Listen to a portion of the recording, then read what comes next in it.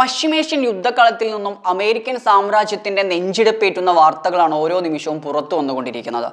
ലോകത്തെ ഏറ്റവും വലിയ സൈനിക ശക്തി എന്ന് അവകാശപ്പെടുന്ന അമേരിക്ക ഇറാന്റെ പ്രതിരോധത്തിന് മുമ്പിൽ പകച്ചു നിൽക്കുകയാണ്.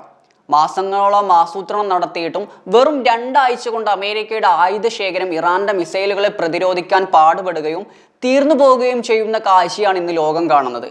അമേരിക്കയ്ക്ക് പശ്ചിമേഷ്യൻ മണ്ണിൽ അടിപതറുന്നു എന്ന റിപ്പോർട്ടുകളും ഇപ്പോൾ പുറത്തു വന്നുകൊണ്ടിരിക്കുന്നുണ്ട്. ഇറാന്റെ ആക്രമണം ഇത്ര ശക്തമായിരിക്കുമെന്ന് ട്രംപും വൈറ്റ് ഹൗസും സ്വപ്നത്തിൽ പോലും കരുതി കാണില്ല.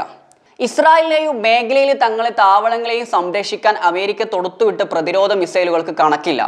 എന്നാൽ ഇറാൻ തൊടുത്തുവിടുന്ന ഡ്രോണുകളെയും മിസൈലുകളെയും തടയാൻ നോക്കിയ അമേരിക്കയുടെ വ്യോമ പ്രതിരോധ മിസൈലുകളുടെ പ്രാദേശിക ശേഖരം ഇപ്പോൾ ഏതാണ്ട് പൂർണ്ണമായും തീർന്നിരിക്കുകയാണ്. ഇതിനിടെ IRGC മേഖലയിലെ അമേരിക്കൻ റഡാർ സംവിധാനങ്ങൾ തകർത്തെറിഞ്ഞതോടെ അമേരിക്കയുടെ പ്രതിരോധ കോട്ടയിൽ വിള്ളലുകൾ വീണു കഴിഞ്ഞു. ആയുധങ്ങൾ തീർന്നു തുടങ്ങിയതോടെ അമേരിക്കൻ പ്രസിഡന്റ് ഡൊണാൾഡ് ട്രംപ് നേരിട്ട് രംഗത്തിറങ്ങിയിരിക്കുകയാണ്. പശ്ചിമേഷ്യയിലേക്ക് അടിയന്തരമായി ആയുധങ്ങൾ എത്തിക്കാൻ തെക്ക് കിഴക്കനേഷ്യൻ സഖ്യകക്ഷികളോട് ട്രംപ് സഹായം അഭ്യർത്ഥിച്ചു. എന്നാൽ ട്രംപിനെ ഞെട്ടിച്ചുകൊണ്ട് തെക്ക് കിഴക്കനേഷ്യൻ രാജ്യങ്ങൾ ആ സഹായം നിരസിച്ചതായാണ് റിപ്പോർട്ടുകൾ.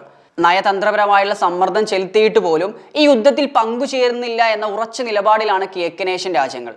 ഇത് ട്രംപിനെ കടുത്ത ദേഷ്യത്തിലും നിരാശയിലും ആക്കിയിരിക്കുകയാണ്. ആയുധങ്ങൾ അതിവേഗം തീരുന്നതും പുതിയവ എത്തിക്കാൻ കഴിയാത്തതും അമേരിക്കൻ സൈന്യത്തെ വലിയ പ്രതിസന്ധിയിലാക്കുന്നു എന്ന് ദേശീയ മാധ്യമങ്ങൾ റിപ്പോർട്ട് ചെയ്യുന്നുണ്ട്. മാത്രമല്ല, അമേരിക്ക സേന ഇപ്പോൾ ഏറ്റവും വലിയ ലോജിസ്റ്റിക് സമ്മർദ്ദത്തിലാണ് എന്നും അവർ റിപ്പോർട്ട് ചെയ്യുന്നു.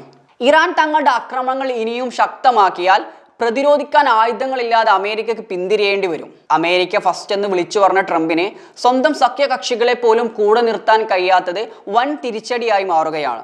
ഇത് വെറും ഒരു ആയുധക്ഷാമമല്ല, മറിച്ച് ദശാബ്ദങ്ങളായി ലോകത്തിനുമേൽ അമേരിക്ക പുലർത്തിപ്പോന്ന സൈനികാധിപത്യത്തിന്റെ അന്ത്യം കൂടിയാണ്.